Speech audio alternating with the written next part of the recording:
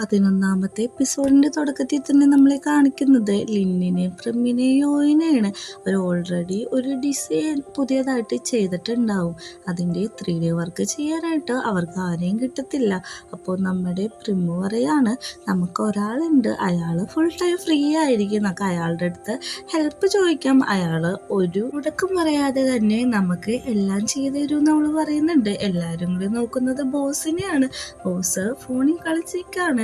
ബോസിന്റെ അടുത്തേക്ക് എല്ലാവരും കുറച്ച് സ്നാക്സ് ആയിട്ട് വന്നിട്ട് ചോദിക്കും, ഈ സ്നാക്സ് കഴിക്ക്, ഇത്ര നേരം വർക്ക് ചെയ്തോണ്ടിരിക്കണല്ലേ, ബോറടിക്കില്ലേ എന്നൊക്കെ ചോദിക്കാണ്. അവൻ പറയുന്നുണ്ട്, എനിക്ക് ഈ സ്നാക്സ് ഒത്തിരി ഇഷ്ടമാണ്, പക്ഷെ കുറച്ച് ദിവസമായിട്ട് ഞാൻ ഇത് തന്നെ കഴിക്കുന്നുണ്ട്, എനിക്ക് വേണ്ടാന്ന് പറയുന്നുണ്ട്. അപ്പോൾ പ്രിമ പറയുന്നുണ്ട്, അന്ന് ഞാൻ കഴിച്ചോളാന്ന്. അല്ല, ഞാൻ കഴിച്ചോളാം, കുഴപ്പമൊന്നുമില്ല എന്ന് പറയുന്നുണ്ട്.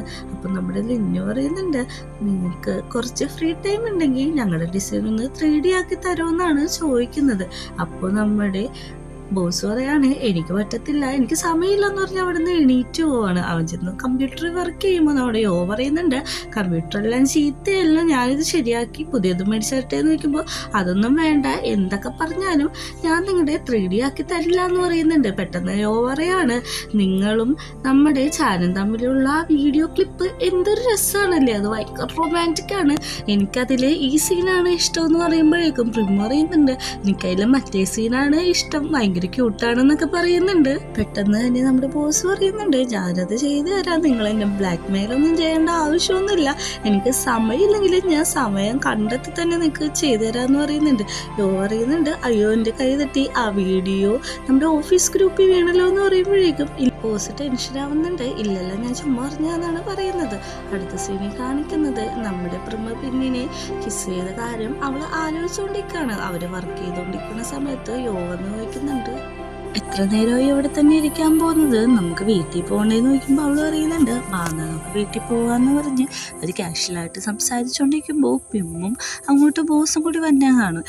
പിമ്മിനെ കണ്ട പ്രിമ്മ് പെട്ടെന്ന് തന്നെ അവിടുന്ന് ഒന്നും വിടാതെ ഞാൻ വീട്ടിൽ പോകാന്ന് പറഞ്ഞ് എണീറ്റ് പോവാണ്. പിമ്മ ഇത് നല്ല രീതിക്ക് നോട്ട് ചെയ്യുന്നുണ്ട്.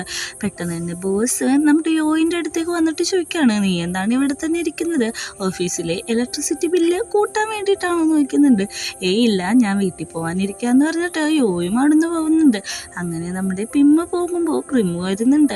എന്താണ് നീ എന്നെ കണ്ടിട്ട് ഇങ്ങനെ അവോയ്ഡ് ചെയ്ത് പോവാന്നാണ് ചോദിക്കുക. ഞാൻ അവോയ്ഡ് ചെയ്ത് പോയതല്ല, ഞാൻ എൻ്റെ ജീവിതത്തിൽ ആരുടെ അടുത്തും കിസ് ചെയ്തിട്ടില്ല, അതുകൊണ്ട് എനിക്ക് നിങ്ങളെ എങ്ങനെയാണ് ഫേസ് ചെയ്യേണ്ടതെന്ന് അറിയത്തില്ല, അല്ലാതെ എനിക്ക് നിങ്ങളോട് ദേഷ്യവും കാര്യങ്ങളൊന്നും ഉണ്ടായിട്ടല്ല എന്ന് പറയും. നമ്മുടെ പ്രിമ പറയുന്നുണ്ട്, അതിനാണോ നീ ഇങ്ങനെ പോണത്, എനിക്ക് നീ ആയിട്ടുള്ള തിങ്സ് ക്ലിയർ ചെയ്യണമെന്ന് ആഗ്രഹമുണ്ട്, എനിക്ക് നിന്നെ ഇഷ്ടമാണ് നല്ല രീതിക്ക് എന്ന് പറയുന്നുണ്ട്. അതിന് പിമ്മ മൂക്കെ പറയുന്നുണ്ട്, എനിക്ക് നിന്നെ ഇഷ്ടമാണ്, ഞാൻ നിന്നെ നല്ല രീതിക്ക് നോക്കിക്കോളാന്ന് പറഞ്ഞിട്ട് പ്രിമ്മ് നമ്മുടെ പിമ്മിനെ പിടിച്ചിട്ട് കിസ് ചെയ്യാണ്. ആ സീൻ കട്ട് ചെയ്തത് നമ്മളെ കാണിക്കുന്നത് സാമിനെയാണ്. സാമ് വർക്ക് ചെയ്തുകൊണ്ടിരിക്കുമ്പോൾ യോയ അങ്ങോട്ട് വരാണ്. എന്നിട്ട് പറയുന്നുണ്ട്, ഞാൻ നിങ്ങൾക്കുള്ള ഡിന്നർ കൊണ്ടുവന്നിട്ടുണ്ട്, നമുക്ക് ഒരുമിച്ചിരുന്ന് കഴിക്കാന്ന് പറയുന്നുണ്ട്. സാമു പറയുന്നുണ്ട്, നീ എന്ത് ക്യൂട്ടായിട്ടുള്ള ബോയ് ഫ്രണ്ടാണ്, എനിക്ക് വേണ്ടിയിട്ട് ഇത്രയും കെയറിങ്ങും കാര്യങ്ങളൊക്കെ ചെയ്യുന്നുണ്ടല്ലോ എന്ന് പറയുന്നുണ്ട്. അതൊന്നും അല്ല, എനിക്ക് നിൻ്റെ ഒപ്പം ഇരുന്ന് കഴിക്കാൻ ആഗ്രഹമായിട്ടാന്ന് പറയുന്നുണ്ട്. പെട്ടെന്ന് തന്നെ നമ്മുടെ സാമ് നമ്മുടെ യോയെ മടി പിടിച്ചിരുത്തും. ഇന്നിവിടെ എനിക്ക് വീട്ടിൽ പോകണമെന്ന് പറയുന്നുണ്ട്. നീ എന്നെ കാണാനല്ലേ വന്നത്, ഇത്ര പെട്ടെന്ന് എങ്ങനെയാണ് പോവാന്നാണ് ചോദിക്കുന്നത്. എന്നെ വിടാൻ പറയുന്നുണ്ട്. സാമ അവസാനം വിടുമ്പോൾ എന്തു പറ്റി നീ എണീറ്റ് പോകുന്നില്ലേന്ന് ചോദിക്കുന്നുണ്ട്. എനിക്ക് നിന്റെ അടുത്ത് തന്നെ ഇരുന്നാൽ മതി, എനിക്ക് പോകാൻ താല്പര്യമില്ല, എനിക്ക് നിന്റെ ഒപ്പം ഒരുമിച്ച് ഡിന്നർ കഴിക്കണമെന്ന് യോ പറയുന്നുണ്ട്. ഡിന്നറൊക്കെ കഴിക്കാം, പക്ഷെ എനിക്ക് ആദ്യം വേണ്ടത് നിന്നെയാണ്, ഇത് കഴിഞ്ഞിട്ട് ഡിന്നർ കഴിക്കാമെന്ന് പറഞ്ഞിട്ട് അതൊരു ഫിസിക്കൽ കോണ്ടാക്റ്റായിട്ട് മാറുകയാണ്.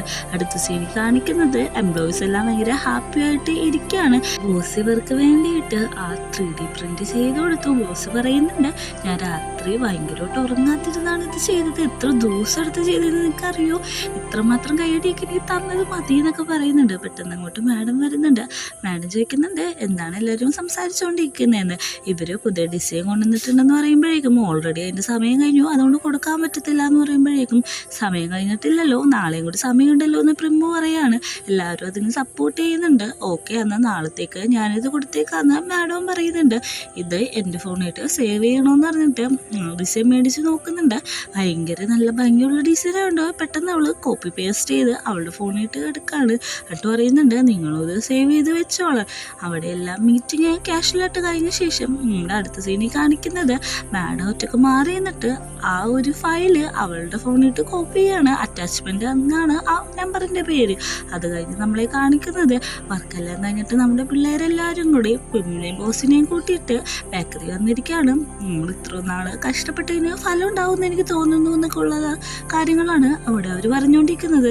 എന്നിട്ട് നമ്മുടെ പ്രമു പറയുന്നുണ്ട്, അതിനെ നല്ല രീതിക്ക് ടേക്ക് കെയർ ചെയ്തോളാം, എന്ത് പ്രശ്നം വന്നാലും ഞാൻ കൂടെ നിന്നോളാം എന്നൊക്കെ ഇൻഡയറക്റ്റ് ആയിട്ട് പറയാണ്. ബാക്കി എല്ലാവർക്കും ഇത് കേട്ടിട്ട് നല്ല രീതിക്ക് സന്തോഷമുണ്ട്. ബോസൊക്കെ ഭയങ്കര ക്യൂരിയോസിറ്റിയോടാണ് നോക്കിക്കൊണ്ടിരിക്കുന്നത്. അപ്പോൾ നമ്മുടെ ലിന്നു പറയുന്നുണ്ട്, ഇനി ഗോസിപ്പ് ടൈമാണ്. ഇവര് തമ്മിൽ വേറൊരു ട്രാക്കാണ് നടന്നുകൊണ്ടിരിക്കുന്നത്.